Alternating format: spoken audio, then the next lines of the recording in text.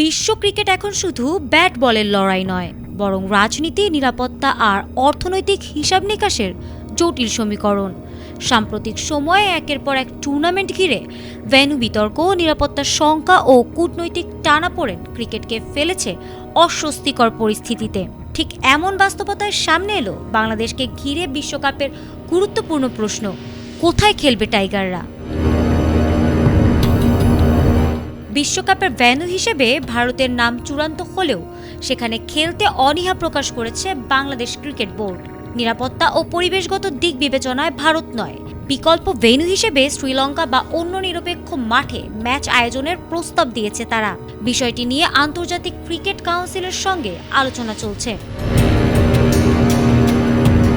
এ প্রসঙ্গে সাবেক ক্রিকেটার ও বিসিবির সভাপতি আমিনুল ইসলাম বুলবুল বলেছেন, বাংলাদেশ যদি বিশ্বকাপে না খেলে তাহলে আইসিসি সবচেয়ে বড় ক্ষতির মুখে পড়বে।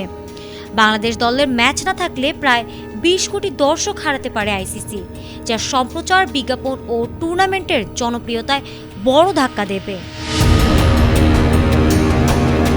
বুলবুল আরও বলেছেন, আইসিসি যদি 24 ঘন্টার আলটিমেটাম দেয়, এমন খবর বাস্তবসম্মত নয়। আলোচনার মাধ্যমে সমাধান হওয়াই যুক্তিসঙ্গত পথ। তিনি মনে করেন, বাংলাদেশের অংশগ্রহণ ছাড়া বিশ্বকাপ পূর্ণতা পাবে না। ক্রিকেট মাঠের বাইরের এই সিদ্ধান্তই এখন নির্ধারণ করবে বিশ্বকাপের অনেক হিসেব। বাংলাদেশের অবস্থান স্পষ্ট, নিরাপত্তার প্রশ্নে কোনো আপোষ নয়। তবে ক্রিকেট খেলতে চায় টাইগাররা। এখন দেখার বিষয় আইসিসি শেষ পর্যন্ত কোন পথে হাঁটে। ফারহানা হক, এটিএন বাংলা।